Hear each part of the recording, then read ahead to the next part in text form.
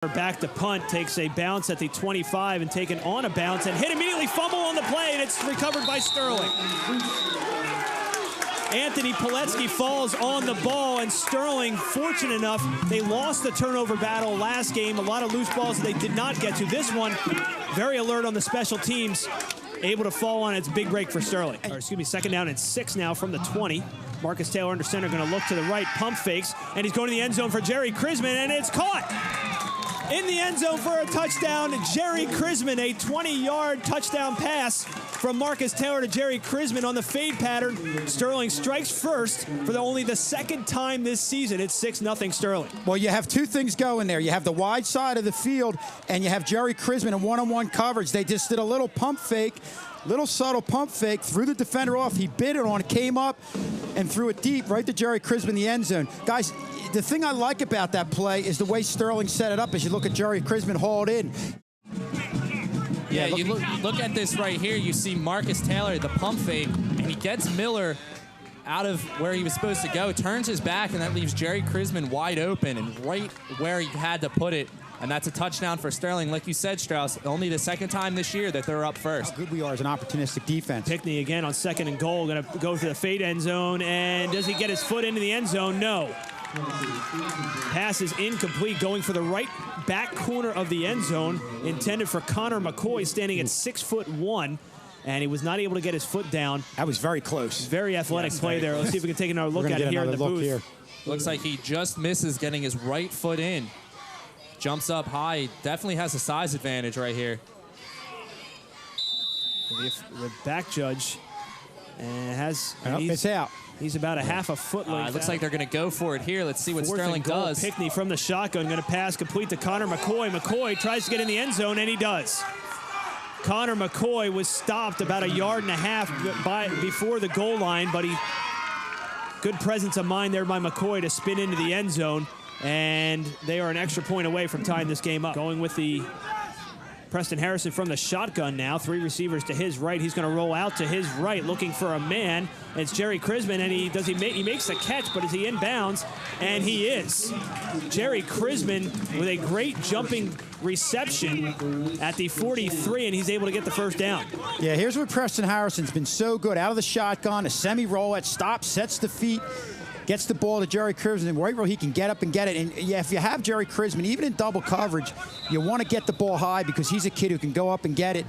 Pickney now back to his shotgun look. He's got 2 receivers on each side. Going to go to the right, being rushed. They flushed out of the pocket as Pickney makes a cutback move. Pickney inside the 5. Is he into the end zone for the touchdown? No signal yet, and he is down inside the 1. Pickney didn't have anybody to throw to, so he kept it himself and gets inside the 1-yard line. Right, 2 things you need. You need outside contain. You have to cover the middle. Earlier in the drive, they didn't have outside contain. Allowed Pickney to get to the inside. Here they did not control the middle, didn't cover the middle. Pickney stepped up, and again... Pickney going to keep it himself, try and push across the goal line. Does Sterling hold him up? That is the question. And no, they do not. He's in the end zone for a 1-yard touchdown rush. Is Dante Pickney, and Haddon Heights takes the lead, 13-7. Well, this is the call you make here with a kid like Pickney with his athleticism, his size. Go with the quarterback sneak, a safe play, and 9 times out of 10, it's going to work for you like it did right there. 1st and 10 from the 25, and handoff right up the middle goes Khalil Howard, and he is into the end zone for the touchdown. Khalil Howard, a 25-yard touchdown run right up the gut, and Sterling 1 point away from tying it up with 5:35 left to go. End of that play, tuck the ball in. You see the Haddon Heights defender come try to strip the ball, tuck the ball in, held on to it. You have to like the way this game has started out, and that's just a great job there off the right side of the offensive line, and even better job by Khalil Howard, showing great balance and ability to get upfield and make a huge play right there. But you know, Pickney back to pass, looking to the near side, and it's incomplete, out of bounds. Defended nicely there by Kevin Stevens. He caught the ball, but he was about 1.5 yards out of bounds. 1.9 left to go in the half. Yeah, nice job just staying with the receiver right there. You see Pickney looking to the right, looking to the right. Stevens with the receiver the whole way, and was able to haul it in, obviously. Fortunately out of bounds, but great field position at or ahead of the midfield point. The punt goes over the head of Marcus Taylor and into the back of the end zone for a safety. Well, Marcus Taylor's done a lot of great things punting for Sterling, but there's not too much he can do with that one. With the close, and now you're giving away points like that. That's definitely unfortunate for Sterling as Haddon Heights takes the lead. 16. Pinckney from the shotgun being rushed and flushed out of the pocket, rolling to his right, and he's got a man wide open in McCoy. Connor McCoy shakes a tackle inside the 5 and down to the 3-yard line. So the pass completion from Pinckney to Connor McCoy shakes off a Sterling tackler, and he's really in business here is Haddon Heights. Yeah, this is where you can't lose your outside contain on Pinckney. Don't allow him to get to the outside. Does such a great job throwing on the run, always looking. This kid extends the play at the quarterback position probably better than anybody we've seen this year. Connor McCoy just throwing off defenders as he goes towards the end zone, but tackled just before first down within the 5-yard line. First and goal from the 4. Handoff's going to go to Julian Faison, and he is in the end zone for the touchdown. Julian Faison, the junior, in the end zone for a 4-yard touchdown, and with 6:29 left to go in the third, it's 22-14 in favor of the Garnets. Yeah, it seems like whenever Haddon Heights needs short yardage, they go to that left side and get a real nice effort there and give Faison just enough room to get in for 6. 2 receivers on each side. He's going to look right and throw right. Pass is complete to Jerry Chrisman inside the 15, pushing defenders out of bounds. It's going to be a first down for Sterling. The drive stays alive. 9:33 left to go, trailing by 9. We talked about a nice job setting his feet there, Preston Harrison. Jerry Chrisman's ability to get up over people and get to the ball right there. That was just a great throw, and Jerry Chrisman turning his shoulders upfield just showed a lot of muscle right there, and getting those extra yards and gaining the first down. Great individual effort there by Jerry Chrisman. You can. It's going to go to Preston Harrison. He's going to look to the left and throw left, and it is almost picked off, or is it? Yeah, they're going to say it's a pick. It is picked off. Boy, a tough play, because if he's able to set his feet there and get a little more on the throw, you would have had 6. And they're having a discussion now to figure out if it was picked off or not. As we take a look at it here, the referees are standing at the 5-yard line having a discussion whether or not that was a caught ball or if it was trapped.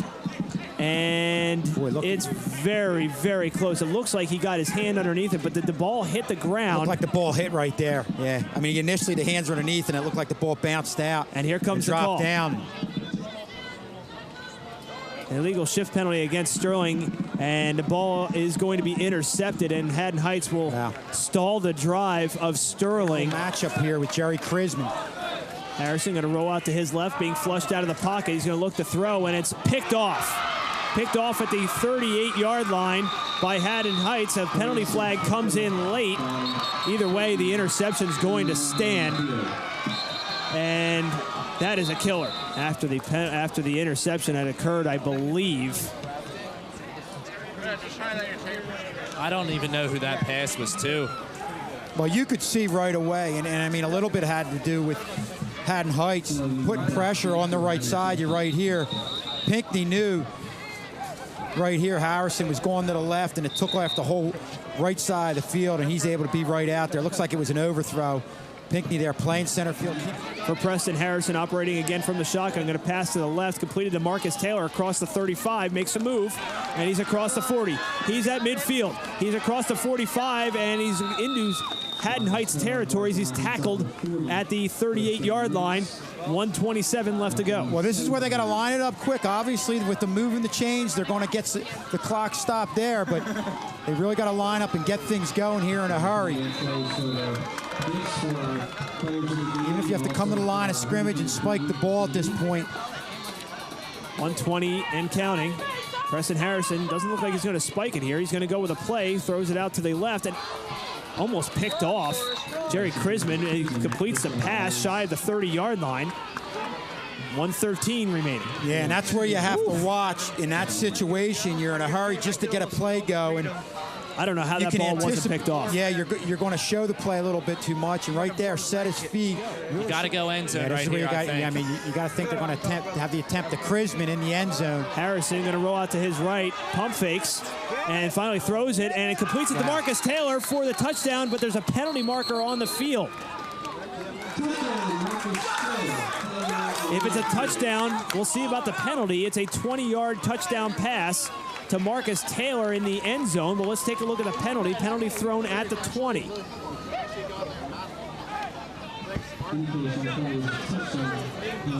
They're saying that Harrison was across the line of scrimmage. The line of scrimmage again was a 20. And yes, he was. He was way past it. He was about 2 yards past it. Preston Harrison waited way too long to throw this ball to Marcus Taylor. He is wide open in the corner of the end zone before that, and he waited way too long to throw that ball. Good point, Frank. Yeah, he definitely had the opportunity. Line of scrimmage right there, a little bit past the 20-yard line. And you can see Preston Harrison He's at the 18 well when he past. throws it. Oh, he didn't look. I think he was looking for Jerry Chrisman in the middle, who was covered. And 66 seconds left to go. Preston Harrison corrals a low snap. Pass is picked off by Haddon Heights. Picked off there by Connor McCoy. Connor McCoy skates across the 40-yard line, and that's Gonna do it. He's going to be tackled at the 45, and that will do it. He's going to leave Sterling High School with a 23-14 victory, 9 points in the second half. Going to seal it up for the Garnets.